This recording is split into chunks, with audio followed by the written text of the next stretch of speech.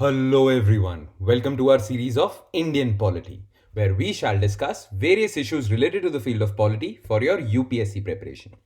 और आज से ना हम एक नई सीरीज स्टार्ट करने जा रहे हैं इंडियन पॉलिटी के under where we will discuss and we will study about various constitutional bodies. Alright, तो आज से इंडियन पॉलिटी के अंडर हम कॉन्स्टिट्यूशनल बॉडीज को एक एक करके देखेंगे। तो आज की वीडियो में जो हम कॉन्स्टिट्यूशनल बॉडी को डिस्कस करने जा रहे हैं वो है controller and auditor general of India, CAG को। Alright, so what will we cover in this video? सबसे पहले तो सीएजी के बारे में एक ब्रीफ सी इंट्रोडक्शन देखेंगे। इसमें हम ये भी देखेंगे कि डॉक्टर बी आर अंबेडकर, जिन्होंने हमारा कॉन्स्टिट्यूशन ड्राफ्ट करा था, उन्होंने सीएजी के ऑफिस के बारे में क्या कहा है वो भी देखेंगे। फिर कॉन्स्टिट्यूशन में सीएजी को लेके कुछ आर्टिकल्स दिए हुए हैं, उन आर्टिकल्स को as it is verbatim study करेंगे। जैसे आर्टिकल 148 से लेके आर्टिकल 151 सीएजी के ऑफिस से को डिस्क्राइब करता है। तो इन सारे आर्टिकल्स को हम एज इट इज जैसे कॉन्स्टिट्यूशन में दिया हुआ है वैसे डिस्कस करेंगे। फिर हम देखेंगे how independence of the office of CAG is secured. फिर हम देखेंगे पार्लियामेंट ने कुछ पावर्स दी हुई हैं, पार्लियामेंट ने कुछ कंडीशंस ऑफ सर्विस डाली हुई है सीएजी के ऑफिस के रिगार्डिंग। तो पार्लियामेंट ने उसके लिए एक एक्ट निकाला था, तो हम सीएजी एक्ट को स्टडी करेंगे और एंड में हम कुछ कंट्रोवर्सीज को देखेंगे जो सीएजी के ऑफिस के साथ रिलेटेड है। Alright, so without further ado let's begin with the CAG office. Now introduction क्या है? कहते हैं CAG is one of the most pivotal office under government of India that controls the entire financial system of the country at the union as well as at the state level. CAG को ना doctor B R Ambedkar ने भी कहा था कि ये constitution of India के under सबसे ज्यादा इंपॉर्टेंट ऑफिस है।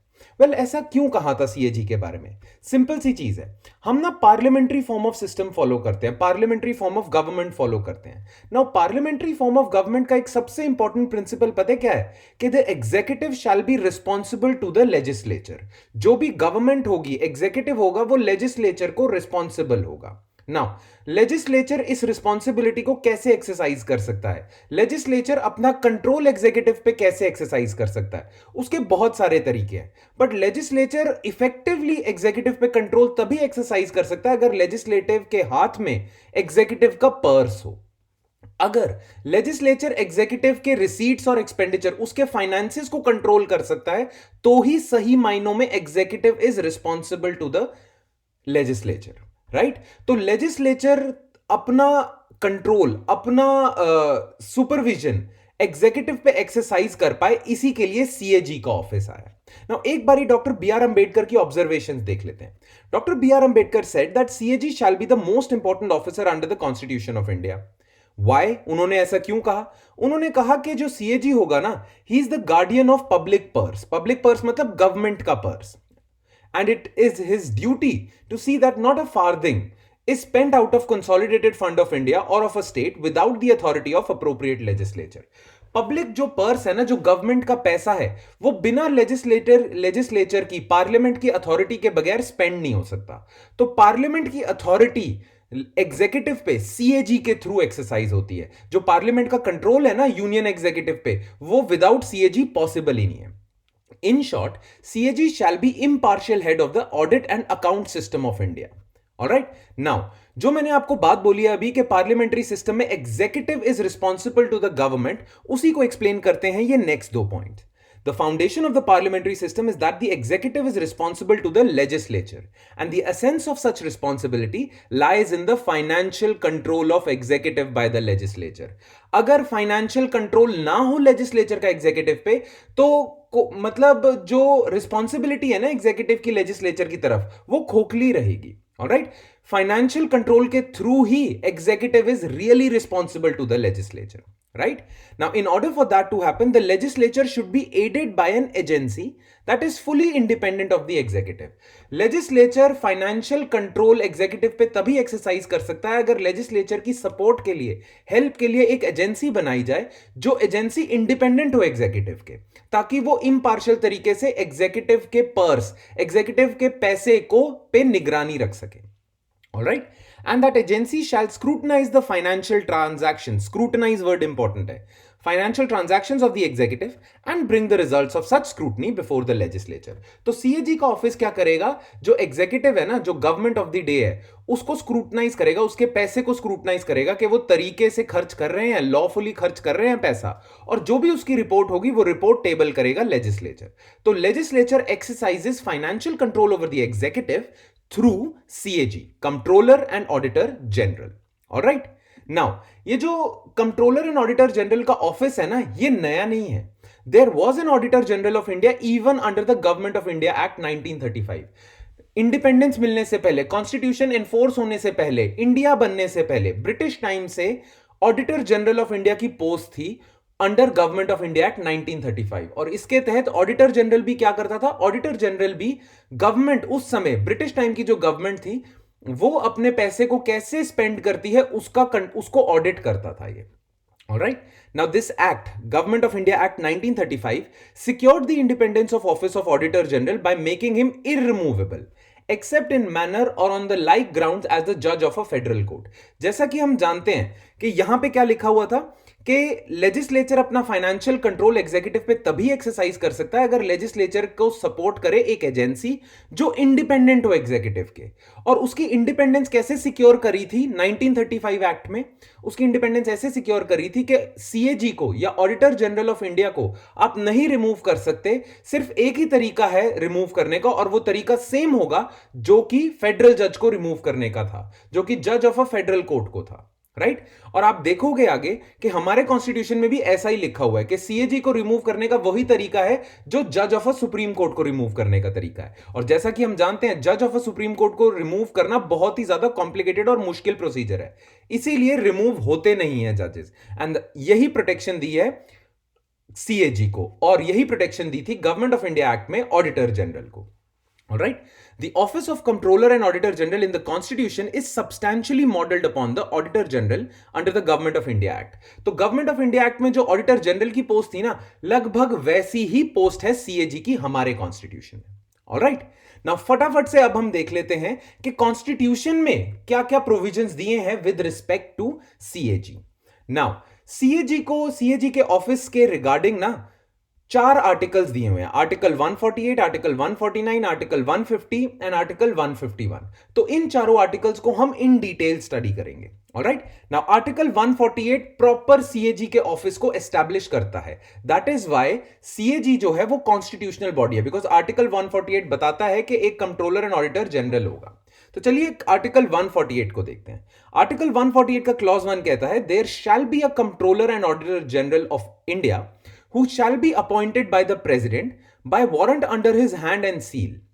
ठीक है, तो क्लॉज 1 क्या बताता है कि CAG को अपॉइंट करने की अथॉरिटी प्रेसिडेंट है. और क्लॉज 1 ये भी बताएगा कि this CAG, controller and auditor general of India, shall only be removed from office in like manner and on like grounds as a जज ऑफ सुप्रीम कोर्ट. ठीक है, तो जैसे कि आप जज ऑफ सुप्रीम कोर्ट को, जिन ग्राउंड्स पे आप जज ऑफ सुप्रीम कोर्ट को रिमूव करोगे और जिस तरीके से आप रिमूव करोगे जज ऑफ सुप्रीम कोर्ट को, उसी तरीके से आपको CAG को ही रिमूव करना पड़ेगा. ऑलराइट, तो ये बताता है क्लॉज 1.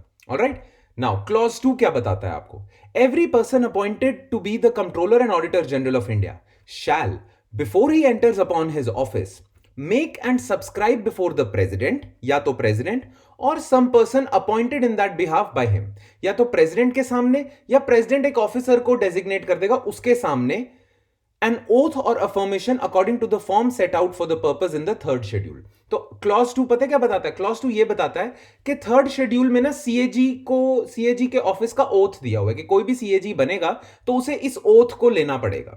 नाउ क्लॉज 2 बताता है कि वो oath controller and auditor general जो बनेगा वो या तो प्रेसिडेंट के सामने या प्रेसिडेंट ने किसी और इंसान को अपॉइंट करा उसके सामने उसे ओथ लेना पड़ेगा. तो क्लॉज 2 ओथ के बारे में बताएगा. ठीक है, क्लॉज 3 आपका बताएगा सैलरी के बारे में. CAG की सैलरी या कंडीशन ऑफ सर्विस क्या होगी? The salary and other conditions of service of CAG shall be such as may be determined by the parliament by law, and until they are so determined shall be as specified in the second schedule. इसका मतलब कि CAG के office की क्या salary होगी, क्या conditions of service होंगी, ये पार्लियामेंट बताएगा एक लॉ बना के. बट जब तक पार्लियामेंट लॉ नहीं बनाता तब तक जो सेकंड शेड्यूल में दिया होगा सैलरी और अदर कंडीशंस के बारे में वही फॉलो होंगी. Alright, provided that neither the salary of CAG nor his rights in respect of leave of absence, pension or age of retirement shall be varied to his disadvantage after his appointment. इसका मतलब क्या है? Varied to his disadvantage after his appointment का मतलब पता है क्या है? कि आपने जब एक सीएजी को बना दिया, ठीक है, अब उस सीएजी का टर्म चल रहा है, उसके टर्म के दौरान आप उसकी सैलरी कम नहीं कर सकते, उसके टर्म के दौरान आप उसकी पेंशन कम नहीं कर सकते, उसके टर्म के दौरान आप उसके अगेंस्ट कोई भी चेंजेस नहीं कर सकते with respect to salary and other conditions of service. ठीक है, तो it shall not be varied to his disadvantage after his appointment. उसकी अपॉइंटमेंट के बाद आप अमेंडमेंट कर दो पार्लियामेंट के लॉ में और फिर आप चेंज कर सकते हो कि ताकि जो नया सीएजी आए वो नई सैलरी और नई कंडीशंस के साथ आए. ऑलराइट, देन क्लॉज 4 क्या कहता है? क्लॉज 4 ना इंडिपेंडेंस सिक्योर करता है सीएजी की. अब वो कैसे करता है? The controller and auditor general shell not be eligible for further office either under the government of India or under the government of any state after he has ceased to hold his office. मतलब CAG एक बारी retire हो गया, उसके बाद government of India के under उसे कोई इंप्लॉयमेंट नहीं मिलेगी, गवर्नमेंट ऑफ किसी स्टेट के अंडर उसे कोई इंप्लॉयमेंट नहीं मिलेगी. ये जो प्रोविजन है ना, this secures the independence of CAG. क्यों? क्योंकि अगर वो एलिजिबल होता किसी और अपॉइंटमेंट के लिए तो गवर्नमेंट उसे लालच दे सकती है कि आप हमारे फायदे में डिसीजन दो, हमारे तरफ के डिसीजंस दो, तो हम आपको ये पोस्ट दे देंगे आफ्टर योर रिटायरमेंट. बट क्योंकि सीएजी एलिजिबल नहीं है और कोई पोस्ट के लिए, इसीलिए सीएजी इंडिपेंडेंटली काम करेगा. ऑलराइट, फटाफट से हम क्लॉज 5 भी देख लेते हैं. ये जो आर्टिकल 148 है, ये सबसे लंबा है. Subject to the provisions of this constitution and of any law made by parliament, the conditions of service of persons serving in Indian audit and accounts department. Actually जो सीएजी है ना, वो Indian audit and accounts department का head है. ये जो मैंने यहां पे फोटो भी लगाई हुई थी, ये Indian audit and accounts department की है. राइट, तो Indian audit and accounts department का हेड है सीएजी. नाउ ये आर्टिकल बोलता है subject to the provisions of this constitution and of any law made by parliament the conditions of service of persons, मतलब जो भी लोग काम कर रहे हैं Indian audit and accounts department, and the administrative powers of CAG shall be such as may be prescribed by rules made by the president after consultation with the controller and auditor general. मतलब conditions of service क्या होगी, जो लोग Indian audit and accounts department में काम करते हैं, CAG की एडमिनिस्ट्रेटिव पावर्स क्या होंगी, वो डिसाइड करेगा president after consulting with CAG. ठीक है, और क्लॉज 6 क्या है? The administrative expenses of office of controller and auditor general including salaries, allowances, pension payable to or in respect of the person serving in that office shall be charged upon the consolidated fund of India. तो जो लोग भी CAG के office में काम करते हैं और सीएजी खुद सीएजी के ऑफिस के जितने भी खर्चे हैं वो सारे will be charged upon the consolidated fund of India. इसका मतलब they shall not be subject to vote in the parliament. जब बजट आएगा तो जो अप्रोप्रिएशन बिल आता है या जो ग्रांट्स होती है, डिमांड फॉर ग्रांट्स, तो ये वो वाली ग्रांट होगी जो चार्ज अपॉन होगी कंसोलिडेटेड फंड ऑफ इंडिया. मतलब इस पे पार्लियामेंटेरियंस वोट नहीं करेंगे. It shall not be subject to a vote of parliament. Alright, तो ये सबसे लंबा आर्टिकल 148 हो गया. अब बाकी छोटे छोटे आर्टिकल्स है. आर्टिकल 149 क्या है? The CAG shall perform such duties and exercise such power relation to the accounts of the union and of the states and of any other authority or body as may be prescribed by or under any law made by parliament, and until provision in that behalf is so made shall perform such duties and exercise such powers in relation to the accounts of the union and of the states as were conferred or exercisable by the Auditor General of India immediately before the commencement of this constitution in relation to the accounts of Dominion of India and of provinces respectively. इसका मतलब क्या है कि जो CAG के office की duties होंगी, CAG के ऑफिस की पावर्स होंगी, सीएजी के ऑफिस के फंक्शंस होंगे, वो उसी हिसाब से होंगे जिस हिसाब से पार्लियामेंट एक लॉ निकालेगा. तो पार्लियामेंट एक लॉ निकालेगा जिसके तहत सीएजी की ड्यूटीज, फंक्शंस, पावर्स दी होंगी. अच्छा, जब तक पार्लियामेंट ये लॉ नहीं निकालता तो सीएजी की ड्यूटीज, फंक्शंस, पावर्स वही होंगी जो इंडिपेंडेंस से पहले ऑडिटर जनरल की होती थी. ठीक है, auditor general under government of India act 1935. Clear? Make sense? ठीक है, तो ये आर्टिकल 149 है. ये भी आर्टिकल 149 एक इनेबलिंग प्रोविजन है. ये पार्लियामेंट को पावर देता है कि सीएजी के ऑफिस से रिलेटेड आप एक्ट निकालो. ठीक है, देन आर्टिकल 150 छोटा सा है. ये क्या होगा? The accounts of the union and of the state shall be kept in such form as the president may on the advice of controller and auditor general of India prescribe. मतलब जो union के जो खर्चे के accounts हैं, उनके financial accounts हैं, और जो स्टेट्स के फाइनेंशियल अकाउंट्स हैं, वो उसी हिसाब से रखे जाएंगे जिस हिसाब से प्रेसिडेंट बोलेगा on the advice of CAG. Clear? Article 151 क्या होगा? The clause 1, Article 151, clause 1.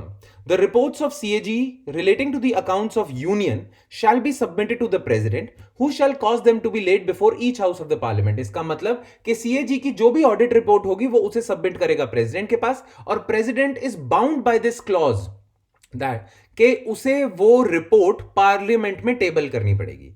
तो आर्टिकल 151 कहता है कि सीएजी अपनी रिपोर्ट प्रेसिडेंट को देगा and president should table that report in parliament. Similarly state के अकाउंट्स की जो रिपोर्ट होगी, ऑडिट रिपोर्ट होगी, सीएजी उसे सबमिट करेगा governor of that state. Clause 2 कहता है the reports of the CAG relating to the accounts of a state shall be submitted to the governor of the state, who shall cause them to be laid before the legislature of the state. Alright, तो ये हमने कर लिए exactly जो constitution में provision दिए, article 148, article 149, article 150 और article 151। अब हम देखते हैं कि पार्लियामेंट ने क्या लॉ निकाला है। ऑलराइट, बट उससे पहले हम देखेंगे independence of the office of CAG कैसे सिक्योर करता है हमारा constitution as well as parliament, कि सीएजी इंडिपेंडेंट हो एग्जीक्यूटिव के, उस पर कोई बंदिश ना हो गवर्नमेंट ऑफ इंडिया की।